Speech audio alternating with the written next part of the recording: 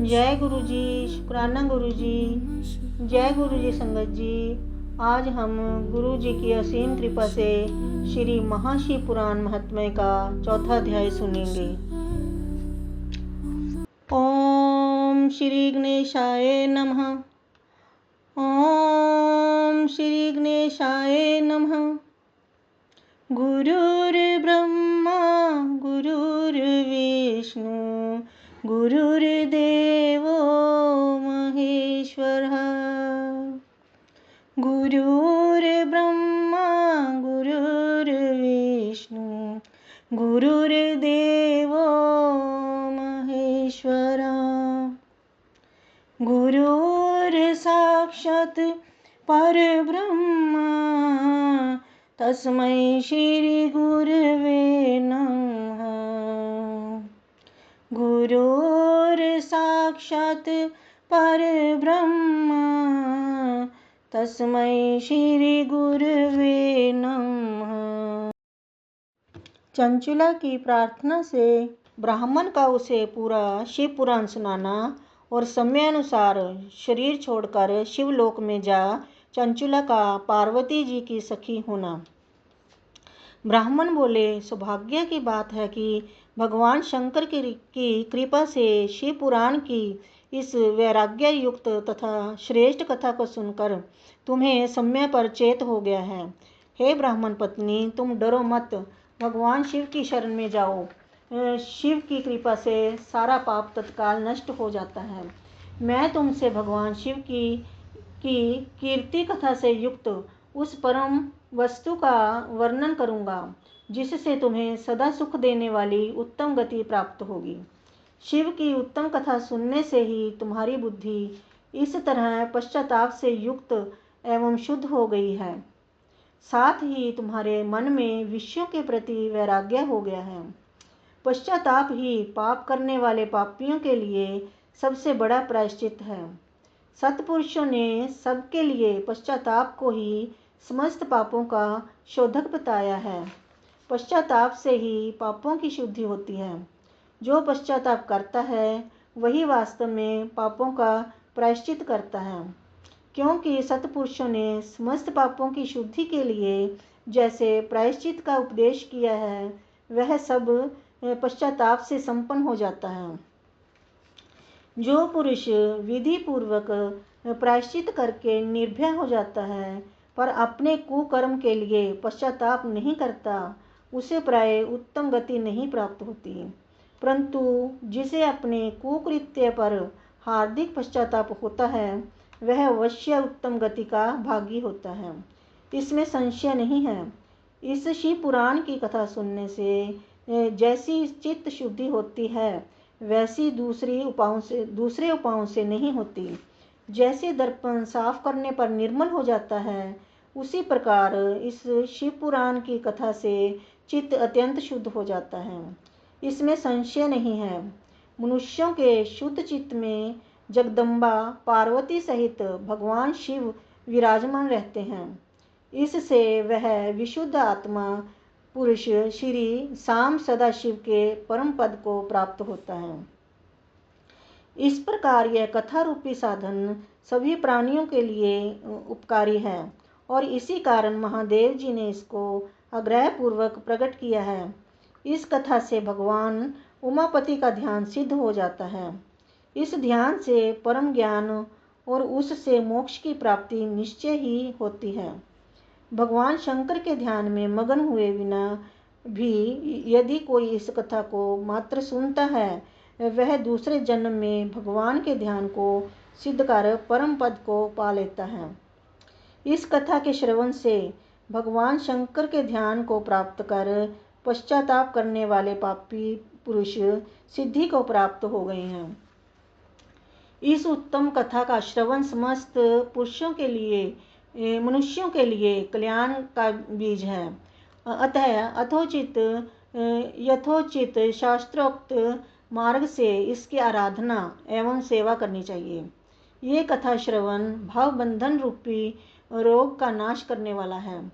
भगवान शिव की कथा को सुनकर फिर अपने हृदय में उसका मनन एवं निधि ध्यासन करने से पूर्णतः चित्त शुद्धि हो जाती है। चित्त शुद्धि होने से महेश्वर की भक्ति अपने दोनों पुत्रों ज्ञान और वैराग्य के साथ निश्चय ही प्रकट होती है। तत्पश्चात महेश्वर के अनुग्रह से दिव्य मुक्ति प्राप्त होती है, इसमें संशय नहीं है।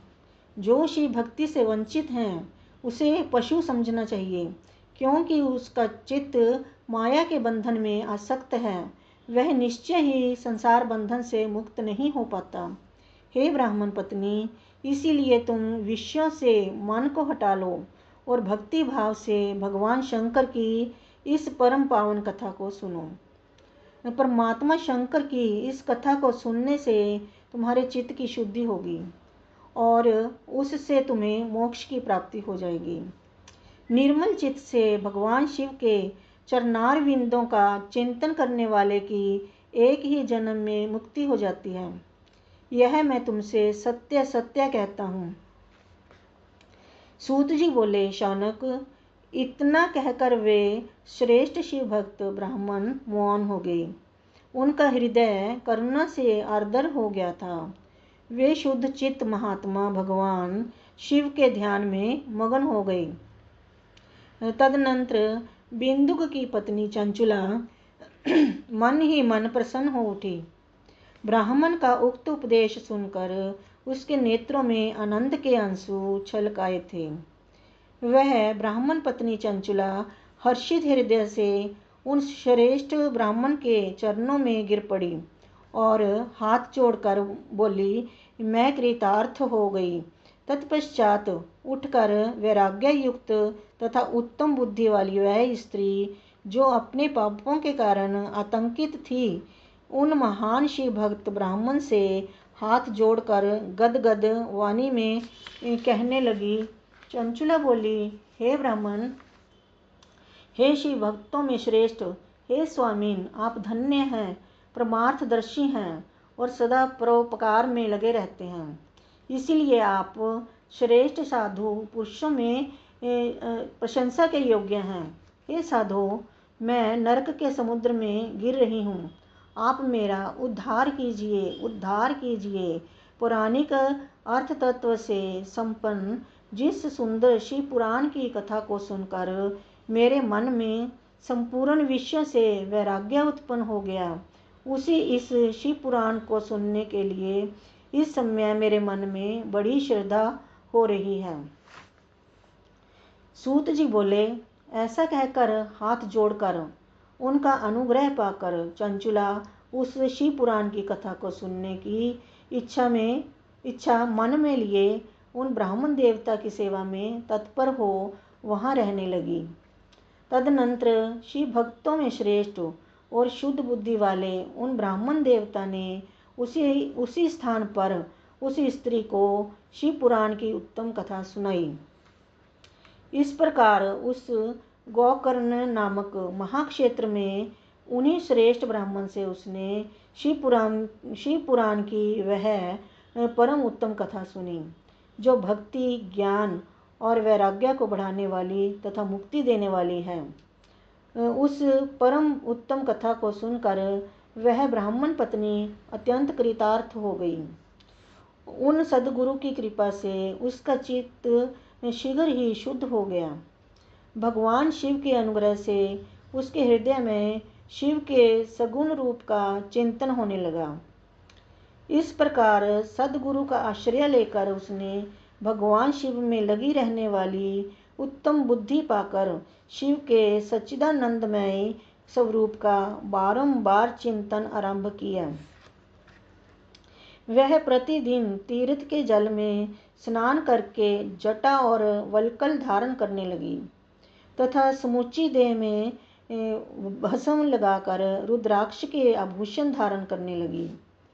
वह भगवान शिव के नाम जप में लगी रहती थी। संयमित वाणी और अल्पाहार करते हुए गुरु के बताए मार्ग से वह शिवजी को प्रसन्न करने लगी। हे शौनक, इस प्रकार शंभु का उत्तम ध्यान करते हुए उस चंचुला का बहुत सा समय बीत गया।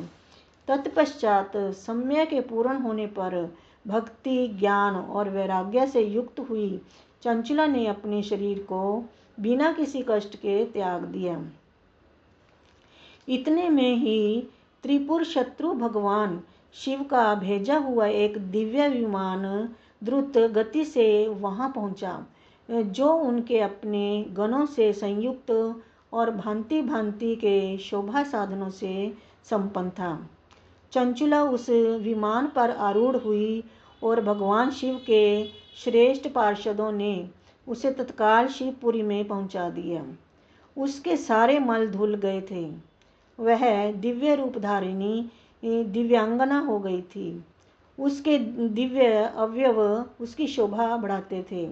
मस्तक पर अर्धचंद्र का मुकुट धारण किए वह गौरांगी देवी शोभाशाली दिव्य भूषणों से विभूषित थी। वहां पहुंचकर उसने त्रिनेत्रधारी महादेव जी को देखा। ब्रह्मा, विष्णु आदि देवता उन सनातन शिव की सेवा कर रहे थे। गणेश, भृंगी, नंदीश, वीरभद्रेश्वर आदि गण उत्तम भक्ति के साथ उनकी उपासना कर रहे थे। उनकी अंग कांति करोड़ों सूर्यों के समान प्रकाशित हो रही थी। कंठ में नील चिन्ह शोभा पाता था। उनके 5 मुख थे और प्रत्येक मुख में 3-3 नेत्र थे। मस्तक पर अर्धचंद्राकार मुकुट शोभा देता था। उन्होंने अपने वाम अंग में गौरी देवी को बिठा रखा था, जो विद्युत पुंज के समान प्रकाशित थी। गौरीपति महादेव जी की कांति कपूर के समान गौर थी। उन्होंने सभी अलंकार धारण कर रखे थे। उनका सारा शरीर श्वेत भस्म से भासित था। शरीर पर श्वेत वस्त्र शोभा पा रहे थे। वे अत्यंत उज्जवल वर्ण के थे। इस प्रकार परम उज्जवल भगवान शंकर का दर्शन करके वह ब्राह्मण पत्नी चंचुला बहुत प्रसन्न हुई।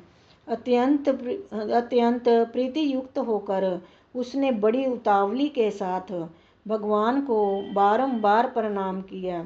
फिर हाथ जोड़कर वह बड़े प्रेम, आनंद और संतोष से युक्त हो विनीत भाव से खड़ी हो गई। उसके नेत्रों से आनंद अश्रुओं की अविरल धारा बहने लगी तथा संपूर्ण शरीर में रोमांच हो गया। उस समय भगवती पार्वती और भगवान शंकर ने उसे बड़ी करुणा के साथ अपने पास बुलाया और सौम्य दृष्टि से उसकी ओर देखा। पार्वती जी ने तो दिव्य रूप धारिणी बिंदुग प्रिय चंचुला को प्रेम पूर्वक अपनी सखी बना लिया। वह उस परमानंद घन ज्योति स्वरूप सनातन धाम में अविचल निवास पाकर दिव्य सौख्य से संपन्न हो अक्षय सुख का अनुभव करने लगी। इस प्रकार श्री स्कंद महापुराण के अंतर्गत शिव पुराण महात्म्य में चंचुला सद्गति वर्णन नामक 4था अध्याय पूर्ण हुआ। जय गुरु जी, शुक्राना गुरु जी। ओम नमः शिवाय। शिव जी सदा सहाय। ओम नमः शिवाय। गुरु जी सदा सहाय। जय गुरु जी।